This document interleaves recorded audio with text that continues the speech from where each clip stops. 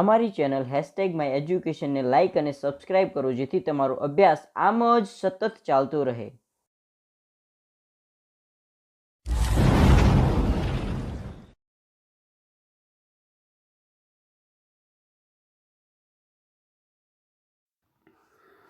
Hello student, હું પ્રજાપતિ નરેશ ફરી એકવાર આપનું યુટ્યુબ ચેનલમાં હાર્દિક સ્વાગત કરું છું. વિદ્યાર્થી મિત્રો, ધોરણ 9 વિષય ગુજરાતીની અંદર આપણે વ્યાકરણના ટોપિકની ચર્ચા કરતા હતા. તો અગાઉના વિડીયોની અંદર આપણે ધ્વનિ શ્રેણી જે છે એના વિશેનો અભ્યાસ કરી ચૂક્યા હતા. ધ્વનિ શ્રેણી, તો ધ્વનિ શ્રેણીની અંદર આપણે કદાચ કહ્યું હતું કે સ્વર અને વ્યંજનની મેળવણી જે છે એ, તો સ્વર અને વ્યંજનને અલગ અલગ તારવવાના હતા. બરાબર, તો એ વસ્તુની ચર્ચા આપણે કરી ચૂક્યા છીએ અને આજે આપણે ચર્ચા કરવાના છીએ સંજ્ઞા વિશેની. તો વિદ્યાર્થી મિત્રો, જોઈએ કે સંજ્ઞા કોને કહેવાય, અથવા તો કહી શકાય કે સંજ્ઞાનું બીજું નામ જે છે એ આપણે એને નામથી ઓળખીએ છીએ. નાઉન, સંજ્ઞાને આપણે નામથી ઓળખીએ છીએ. આવી વિશ્વ જગતની અંદર કોઈ એવી વસ્તુ નથી કે જેનું નામ ન હોય, જેને સંજ્ઞા ન હોય. સંજ્ઞા વગરની કોઈ પણ વસ્તુ આ દુનિયામાં અસ્તિત્વ ધરાવતી નથી. ચાહે જીવજંતુ હોય કે કોઈ વસ્તુ હોય કે પદાર્થ હોય કે ગમે તે હોય, દરેકના નામ હોય છે. એટલે અહીંયા કહે કે વ્યક્તિ, વસ્તુ કે સ્થળ કે ખ્યાલનો નિર્દેશ થાય. કોઈ વ્યક્તિ, વસ્તુ કે સ્થળ કે ખ્યાલ જે છે એનો નિર્દેશ થતો હોય એને સંજ્ઞા કહેવામાં આવે છે. એટલે પહેલી જ વ્યાખ્યા જે છે એ તમે અહીંયા સમજો. શું કહે છે કે સંજ્ઞા કોને કહેવાય? કે જ્યારે કોઈ વ્યક્તિ, વસ્તુ કે પદાર્થના નામનો નિર્દેશ કરતું હોય. વ્યક્તિ, વસ્તુ, સ્થળ કે ખ્યાલ કે પદાર્થ, હું જે બોલું છું એ ખાસ સાંભળજો. શું કહે છે? કોઈ વ્યક્તિ હોય, વસ્તુ હોય, પદાર્થ હોય કે સ્થળ હોય, બરાબર, યા તો પછી કોઈ ખ્યાલનો નિર્દેશ થતું હોય એને સંજ્ઞા કહેવામાં આવે છે. આ એક સંજ્ઞાની સીધી સાદી વ્યાખ્યા છે. બરાબર, આ એક સંજ્ઞાની સીધે સાદી વ્યાખ્યા છે. એટલે એને તમને એક ફરીવાર હું તમને રિપેર કરી નાખું કે રિવિઝન કરો આપણે, તો કદાચ કહેવાય કે સંજ્ઞા ખરેખર કોને કહેવાય. તો અહીંયા કહ્યું છે ને એ પ્રમાણે કે કોઈ વ્યક્તિ, વસ્તુ કે પદાર્થના નામનો નિર્દેશ કરતી હોય એને સંજ્ઞા કહેવામાં આવે છે. કોઈ વ્યક્તિ, વસ્તુ કે પદાર્થના નામનો નિર્દેશ કરતી હોય, નામ એ જ સંજ્ઞા આપણે કહીએ છીએ. હવે અહીંયા સંજ્ઞાની કેટલી લાક્ષણિકતાઓ છે એના વિશેની આપણે ચર્ચા કરવાની છે. જોઈએ છીએ કે ગુજરાતી ભાષાની અંદર આપણે અહીંયા 3 લિંગની વાત કરી હતી કે પુલ્લિંગ, સ્ત્રીલિંગ અને નપુંસકલિંગ. બરાબર, એ છે. પછી બીજું કે સંજ્ઞા જે છે ને એ વચન ધરાવે છે. એટલે એક વચન કે દ્વિવચન કે બહુવચન જે છે એ, સોરી દ્વિવચન નહીં પણ બહુવચન, એક વચન અને બહુવચન. હવે બીજી વસ્તુ અહીંયા ખાસ વસ્તુ એ સમજવાની છે વિદ્યાર્થી મિત્રો, જુઓ કે આપણે જે ચર્ચા કરતા હતા કે ગુજરાતી ભાષામાં 3 લિંગ છે, એમાં પુલ્લિંગ, સ્ત્રીલિંગ અને નપુંસકલિંગ. બરાબર, હવે સંજ્ઞા એ નામ કે વચન ધરાવે છે. અહીંયા એ વસ્તુ તો આ નોટ કરવાની છે તમારે. પહેલી વસ્તુ શું હતી કે લિંગ ધરાવે છે. બીજો પોઈન્ટ શું છે કે એ વચન ધરાવે છે. વચનની અંદર એક વચન અને બહુવચન ધરાવે છે. પછી ત્રીજી વસ્તુ શું છે કે સંજ્ઞા એ વિકારી કે અવિકારી છે. હવે આ વસ્તુ તમારે સમજવાની છે ખાસ, કેમ કે પરીક્ષાની અંદર આના અંદરથી પણ પ્રશ્ન પૂછાઈ શકે છે કે ભાઈ વિકારી સંજ્ઞાની વ્યાખ્યા જણાવો કે અવિકારી સંજ્ઞાની વ્યાખ્યા જણાવો. આવો એક પ્રશ્ન પૂછાઈ શકે છે. તો અહીંયા કહ્યું છે ને કે વિકારી સંજ્ઞા કોને કહેવાય? તો વિકારી સંજ્ઞાની એક વ્યાખ્યા છે કે લિંગ કે વચન અનુસાર સંજ્ઞાનું રૂપ બદલાતું હોય. લિંગ કે વચન અનુસાર સંજ્ઞાનું કોઈ રૂપ બદલાય છે એને વિકારી સંજ્ઞા કહેવાય. એટલે વિકાર પેદા થયો સંજ્ઞામાં, એના સંજ્ઞામાં વિકાર પેદા થાય છે. કેમ કે સ્ત્રીલિંગ છે તો પુલ્લિંગ કરવું હોય તો એનું રૂપ બદલાઈ જાય. સ્ત્રીલિંગની અંદરથી પુલ્લિંગ બનાવવું હોય તો એનું રૂપ બદલાઈ જાય છે. એટલે એ વિકારી સંજ્ઞાની અંદર શું કહે છે કે લિંગ અને વચન અનુસાર એનું રૂપ બદલાય છે, તો એને આપણે વિકારી સંજ્ઞા કહીએ છીએ. હવે અહીંયા ઉદાહરણ આપેલા છે, જુઓ કે વાંદરો તો પુલ્લિંગ અને વાંદરી તો સ્ત્રીલિંગ. વાંદરો અને વાંદરી જે લિંગ પ્રમાણે અહીંયા કહે કે એનું રૂપ બદલાઈ જાય છે. લિંગ કે વચન પ્રમાણે જો સંજ્ઞાનું રૂપ બદલાતું હોય તો એને વિકારી સંજ્ઞા કહેવાય, એટલે વિકાર ઉત્પન્ન થયો. કેમ કે વાંદરો તો ઓ પ્રત્યય આવે છે પાછળ, અને વાંદરી તો ઈ પ્રત્યય આવે છે પાછળ, એટલે એનું રૂપ બદલાઈ ગયું. અને વાંદરું તો ઉ પ્રત્યય આવ્યો એટલે નપુંસકલિંગ બની ગયું. એ જ રીતના કોંસકો અને કોંસકી, બરાબર ને, ચપ્પુ કે ચપ્પા, પંખો કે પંખા વગેરે જે છે એ અહીંયા રૂપ બદલાય છે, માટે એને આપણે વિકારી સંજ્ઞા કહીએ છીએ વિદ્યાર્થી મિત્રો. એના પછીની ચર્ચા કરીએ આગળ. તો જુઓ શું કહેશે કે અવિકારી સંજ્ઞા. તો અવિકારી સંજ્ઞાની અંદર તમે જુઓ તો અહીંયા શું કહેશે, એની વ્યાખ્યા શું કહેશે કે લિંગ અનુસાર સંજ્ઞાનું રૂપ ન બદલાતું હોય. પહેલામાં શું કહેશે કે લિંગ અને વચન પ્રમાણે સંજ્ઞાનું રૂપ બદલાય છે, અને આમાં લિંગ અને વચન પ્રમાણે રૂપ બદલાતું નથી. એટલે આ પણ વ્યાખ્યા તમારે સમજવાની છે ખાસ, કે જે સંજ્ઞામાં લિંગ અને વચન પ્રમાણે સંજ્ઞાનું રૂપ બદલાતું નથી એને અવિકારી સંજ્ઞા કહેવામાં આવે છે. મતલબ કે એમાં વિકાર આવતો નથી, માટે એને અવિકારી સંજ્ઞા કહેવામાં આવે. દાખલા તરીકે ખેતર.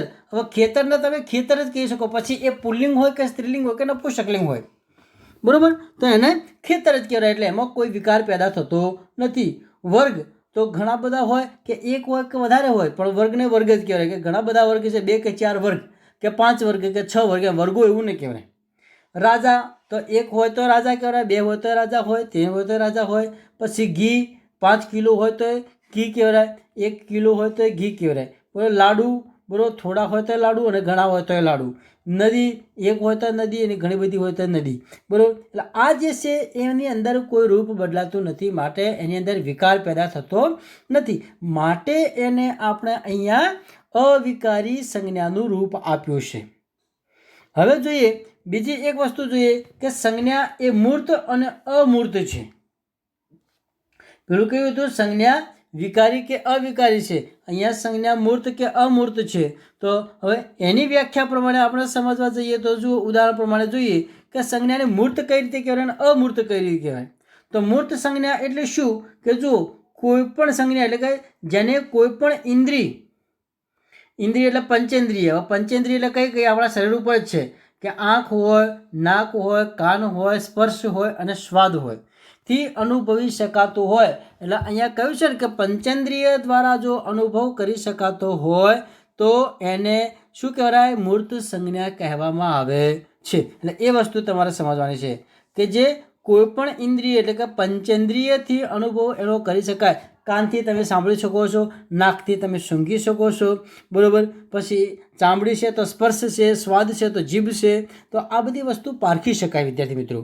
આંખ છે તો દેખી શકે છે, બરાબર, આ બધી વસ્તુ દેખી શકાય છે, માટે એને મૂર્ત સંજ્ઞાનું રૂપ અપાયું છે, એની વ્યાખ્યા અપાઈ છે.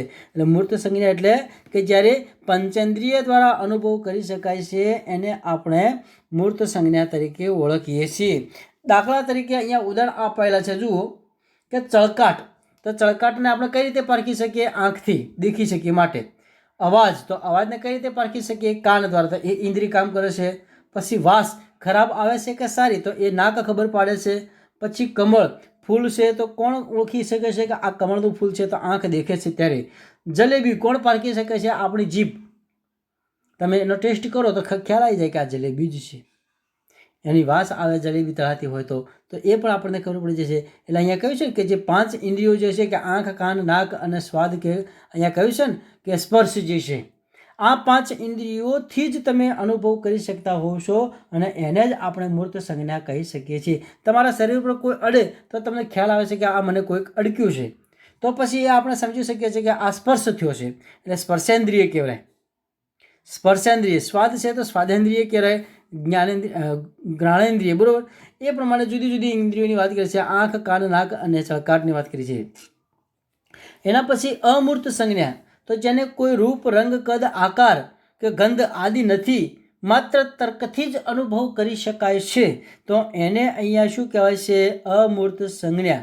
શું કહે છે કે જેને કોઈ પણ પ્રકારનો રંગ, રૂપ, કદ, આકાર, ગંધ કે આદિ વસ્તુ ન હોય, માત્ર તર્ક એટલે અનુભવ લોજિકલી તમે વિચારી શકો છો અને અનુભવ કરી શકો છો તો એને અમૂર્ત સંજ્ઞા કહેવામાં આવે છે. તો વિદ્યાર્થી મિત્રો એ તમે ખાસ સમજજો કે મૂર્ત અને અમૂર્ત. એટલે અમૂર્ત જે છે તો એમાં રંગ રૂપ કદ આકાર જે 5 ઇન્દ્રિયોની વાત કરી હતી ને એ અમૂર્તમાં લાગુ પડતું નથી, કેમ કે એનો અનુભવ થાય છે. અહીંયા કહ્યું કે ભાઈ વિચાર, તો વિચાર જે છે એને આપણે સ્પર્શ ન કરી શકીએ. વિચાર કોઈ બોલીને રજૂ ન કરી શકાય, વિચારને તમે દેખી પણ ન શકો, બરાબર. એટલે વિચાર એ અનુભવવાની વસ્તુ છે. ક્રોધ જે છે એ તો ક્રોધ એ આપણે કંઈ લખી કહેવાય કે ભાઈ મોઢેથી બોલવાથી ક્રોધની ખબર ન પડે કે આ ક્રોધ છે. પછી દુઃખ છે, માનવતા છે, કરુણા છે, દયા છે, બરાબર. આ બધી જ વસ્તુઓ જે છે એ બધી જ વસ્તુઓ શું કહેવાય, અનુભવ કરી શકાય છે એનો. એટલે એ અનુભવ કરી શકો છો માટે એને અમૂર્ત સંજ્ઞા કહેવામાં આવે છે. તો વિદ્યાર્થી મિત્રો એ પણ તમારે અહીંયા સમજવાનું હોય છે. હવે પછી જોઈએ કે સંજ્ઞાના મુખ્ય પ્રકાર. આ જે વસ્તુ હતી એ સંજ્ઞાની લાક્ષણિકતાઓની આપણે ચર્ચા કરીશું વિદ્યાર્થી મિત્રો. હવે આવે છે સંજ્ઞાના પ્રકાર. તો અહીંયા કહ્યું છે ને કે સંજ્ઞાના પ્રકાર કેટલા છે એમ.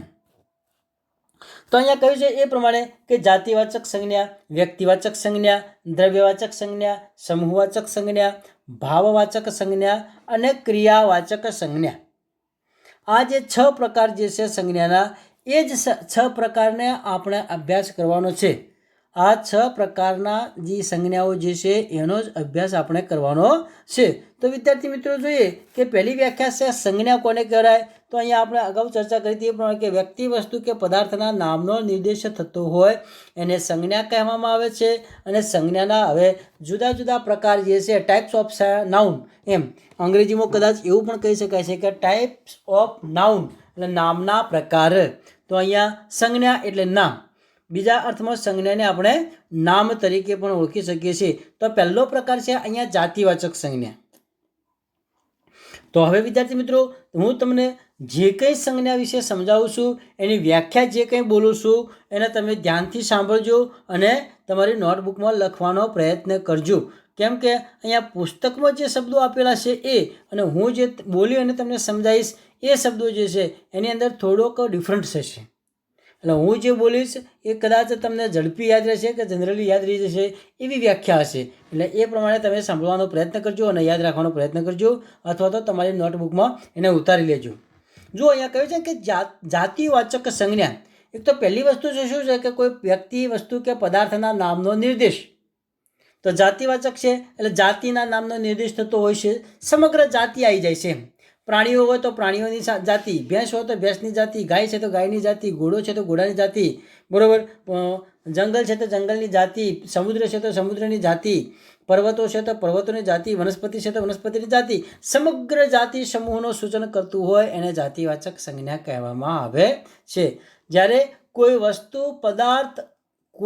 વસ્તુ, વ્યક્તિ કે પદાર્થની સમગ્ર જાતિનો નિર્દેશ થતો હોય. વ્યાખ્યા સમજો તમે ખાસ. કોઈ વસ્તુ, વ્યક્તિ કે પદાર્થના સમગ્ર જાતિનું સૂચન કરતું હોય એને જાતિવાચક સંજ્ઞા કહેવામાં આવે છે. એટલે આ વસ્તુ તમે ખાસ સમજી લો. જો પહેલી વ્યાખ્યા તમને સંજ્ઞાની આવડતી છે તો આ જાતિવાચક હોય કે વ્યક્તિવાચક હોય કે દ્રવ્યવાચક હોય કે ભાવવાચક હોય એ બધી જ વ્યાખ્યાઓ તમને આવડે. કેમ કે સંજ્ઞા, એકલી સંજ્ઞાની વ્યાખ્યા શું છે કે વ્યક્તિ, વસ્તુ કે પદાર્થના નામનો નિર્દેશ થતો હોય. તો અહીંયા જાતિવાચક સંજ્ઞા છે તો કોઈ વસ્તુ, વ્યક્તિ કે પદાર્થની સમગ્ર જાતિનું સૂચન થતું હોય. બસ આટલો જ શબ્દ તમારે મૂકવાનો છે તો એને જાતિવાચક સંજ્ઞા કહેવામાં આવે છે. દાખલા તરીકે પર્વત. દાખલા તરીકે તમે લખતા જજો. દાખલા તરીકે પર્વત, પણ અહીંયા કોઈ પર્વતના નામનો નિર્દેશ છે નહીં. એટલે સમગ્ર જાતિની વાત થઈ ગઈ, બરાબર. કોઈ પણ પ્રકારનો પર્વત હોઈ શકે છે, કે ગિરનાર પણ હોઈ શકે છે, હિમાલય પણ હોઈ શકે છે, શેત્રુંજય પણ હોઈ શકે છે, બરાબર. માઉન્ટ આબુનો ડુંગરો જે છે એ પણ હોઈ શકે છે. એટલે એમાં કોઈ નામનો ઉલ્લેખ છે નહીં, એટલે પર્વતની જાતિનો ઉલ્લેખ છે. પછી પ્રાણીઓ, તો કયા પ્રાણીઓ હોઈ શકે? પાલતુ પ્રાણીઓ હોઈ શકે, હિંસક પ્રાણીઓ હોઈ શકે, જંગલી પ્રાણીઓ હોઈ શકે છે, બરાબર. આ બધી વસ્તુ છે. વનસ્પતિ, તો વનસ્પતિ પણ કઈ? તો સમગ્ર જાતિનું સૂચન થઈ જાય છે અહીંયા. વૃક્ષો, પણ વૃક્ષો કયા? લીમડાનું વૃક્ષ છે, આછોપાલવનું વૃક્ષ છે, આંબાનું વૃક્ષ છે, બાવળનું વૃક્ષ છે કે ખજૂરીનું વૃક્ષ છે, કયું એ આપણને કોઈ ખ્યાલ છે નહીં. એટલે સમગ્ર જાતિનો અહીંયા જ્યારે નિર્દેશ થતો હોય છે ત્યારે એને જાતિવાચક સંજ્ઞા કહેવામાં આવે છે. એટલે એ વસ્તુ તમારે અહીંયા નોટ કરવાની છે કે શું કહી શકાય જાતિવાચક સંજ્ઞાના ઉદાહરણની અંદર તમે લખી શકો છો કે પર્વત, વનસ્પતિ, પ્રાણીઓ, વૃક્ષો, પશુ કે પંખી, મનુષ્ય, આ બધું જ જાતિવાચક સંજ્ઞાની અંદર આનો સમાવેશ થાય છે. બરાબર. હવે પછી જોઈએ વ્યક્તિવાચક સંજ્ઞા. અહીંયા ચર્ચા કરી હતી પહેલી જ આપણે કે ભાઈ જાતિવાચક સંજ્ઞા જે છે એના પછી નંબર 2 ઉપર આવે છે વ્યક્તિવાચક સંજ્ઞા. હવે જો પેલી વ્યાખ્યા શું હતી સંજ્ઞાની કે કોઈ વસ્તુ, વ્યક્તિ કે પદાર્થના નામનો નિર્દેશ થતો હોય તો અહીંયા વ્યક્તિ આવી જાય છે. અને જ્યારે કોઈ શબ્દ કોઈ ચોક્કસ વ્યક્તિ, વસ્તુ કે પદાર્થનો ચોક્કસ નામના નિર્દેશ થતો હોય તો એને વ્યક્તિવાચક સંજ્ઞા કહેવામાં આવે છે. ચોક્કસ કોઈ વ્યક્તિ, વસ્તુ કે પદાર્થના નામનું સૂચન કરતું હોય, જ્યારે કોઈ શબ્દ કોઈ એક વ્યક્તિ, વસ્તુ કે પદાર્થના ચોક્કસ નામનો નિર્દેશ કરતું હોય તો એને વ્યક્તિવાચક સંજ્ઞા કહેવામાં આવે છે, જેને પ્રોપર નાઉન કહેવામાં આવે છે.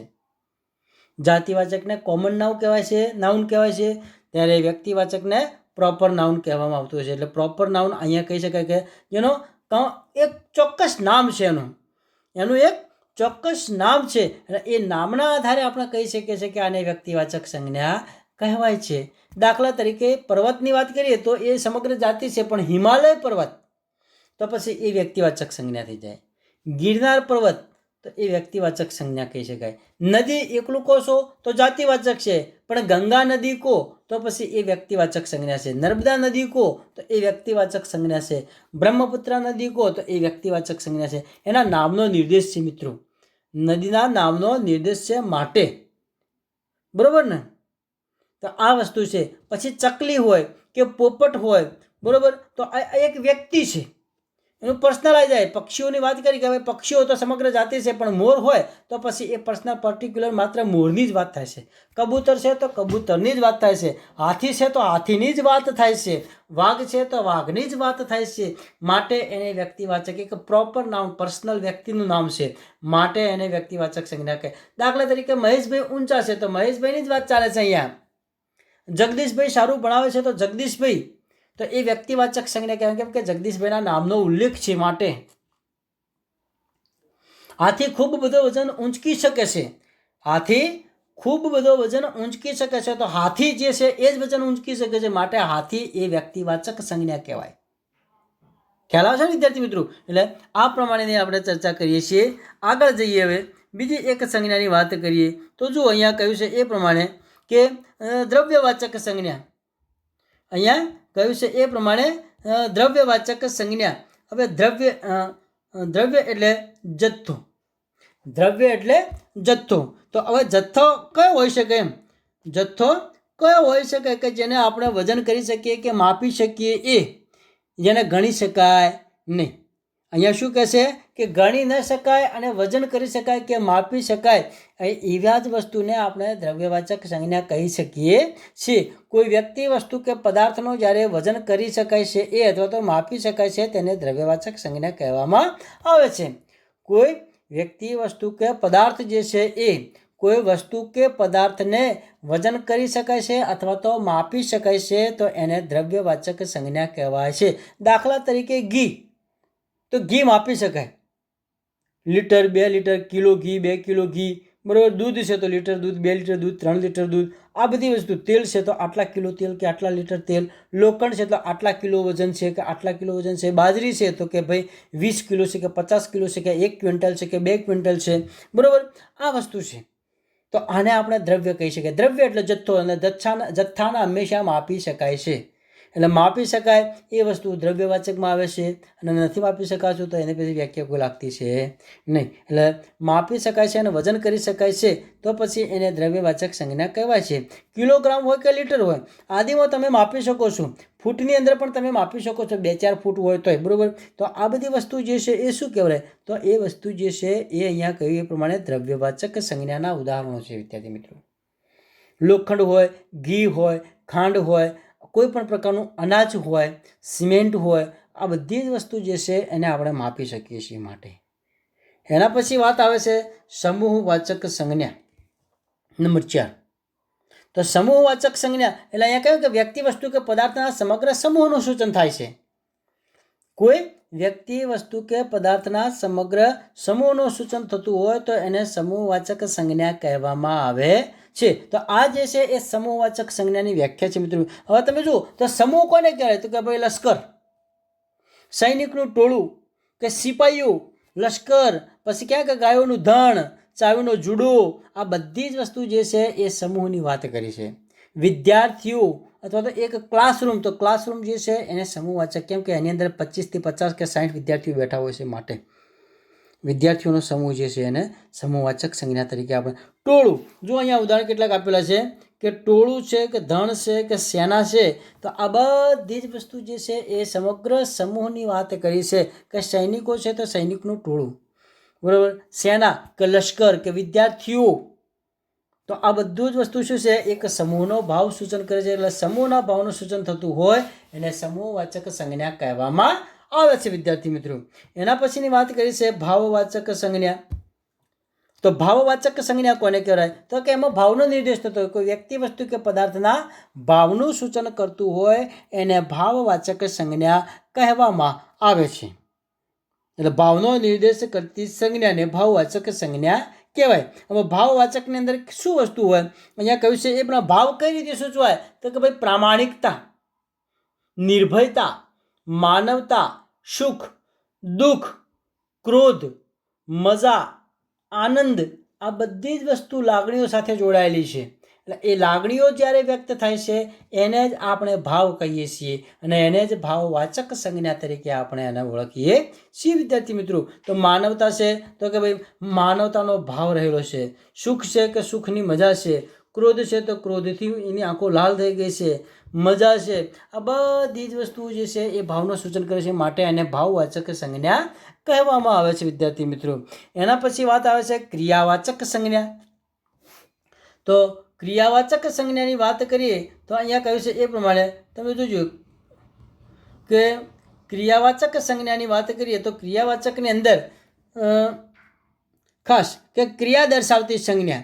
જ્યારે કોઈ વસ્તુ, વ્યક્તિ કે પદાર્થની એક ક્રિયા બતાવવામાં આવે છે તો એને ક્રિયાવાચક સંજ્ઞા કહેવામાં આવે છે. ક્રિયા બતાવવામાં આવે છે, દાખલા તરીકે બોલવું તો બોલવાની ક્રિયા, ચાલવું તો ચાલવાની ક્રિયા, રમવું તો રમવાની ક્રિયા, બરોબર, દોડ તો દોડવું, લખ તો લખવું, દર્શન તો દર્શન કરાવવા, રમત તો રમવું, આ બધી જ ક્રિયાઓ છે. કૂદવું, ખેલવું, રમવું, બરોબર, જવું, આવવું, આ બધી જ ક્રિયાઓ છે, માટે એને ક્રિયાવાચક સંજ્ઞા કહેવામાં આવે છે. એટલે આ હતા સંજ્ઞાના પ્રકાર. તો વિદ્યાર્થી મિત્રો અહીંયા તમે સંજ્ઞાની અંદર જોઈ ગયા કે પહેલી જ વસ્તુ સંજ્ઞાના કેટલાક લક્ષણો હતા. તો લક્ષણોની અંદર આપણે કહી શક્યું છે કે ભાઈ પુલ્લિંગ, સ્ત્રીલિંગ કે નપુંસકલિંગ હોઈ શકે છે, એકવચન કે બહુવચનમાં હોઈ શકે છે, તે વિકારી કે અવિકારી હોઈ શકે છે, તે મૂર્ત કે અમૂર્ત હોઈ શકે છે. આ એના લક્ષણોની ચર્ચા કરી અને એના પ્રકારની વાત કરીએ તો કે સંજ્ઞાના પ્રકાર જે છે તો એમાં જાતિવાચક સંજ્ઞા, વ્યક્તિવાચક સંજ્ઞા, દ્રવ્યવાચક સંજ્ઞા, સમૂહવાચક સંજ્ઞા, ભાવવાચક સંજ્ઞા અને ક્રિયાવાચક સંજ્ઞા. આ 6 પ્રકાર જે છે એ સંજ્ઞાના પ્રકાર તરીકે આપણે ઓળખીએ છીએ અને એને તમને વ્યાખ્યા સાથે અને ઉદાહરણ સાથે મેં સરસ મજાની સમજૂતી આપી છે વિદ્યાર્થી મિત્રો. અને તમને ખ્યાલ આવી જ ગયો હશે. જો ખ્યાલ ના આવે તો તમે મને કોલ કરી શકો છો અથવા તો તમે વિડીયોને ફરીવાર જોઈ શકો છો. એટલે એક વિડીયો તમે 2 થી 3 વાર જુઓ તો કદાચ હું કહું છું કે ત્યાં સુધી તમારે પુસ્તક વાંચવાની જરૂર પણ પડશે નહીં. પણ ક્યારે કે જ્યારે હું બોલું છું અથવા સમજાવું છું ત્યારે તમે વચ્ચે વચ્ચે વિડીયોને પોઝ કરી અને તમારી નોટબુકમાં લખતા જશો ત્યારે જ, બાકી તમને નહીં આવડે. હું અત્યારે બોલું છું તમે સાંભળશો તો સમજી લેશો તો તમને એવું લાગશે કે આ તો બધું સરળ છે, પણ કદાચ 2-4 દિવસ કે અઠવાડિયું જતું રહેશે ને એના પછી તમે ધ્યાન આપશો તો તમને એવું લાગશે કે આ બધી વસ્તુ તો થોડીક અઘરી છે, ટફ છે, આ ભૂલી જવાય છે વારે ઘડી. એટલે એને અવારનવાર તમારે રિવિઝન કરવું પડશે વિદ્યાર્થી મિત્રો. માટે તમે ખૂબ મહેનત કરો અને ખૂબ રિવિઝન કરો અને ખ્યાલ ના આવે તો તમે મને પૂછી શકો છો. જય હિન્દ, જય ભારત.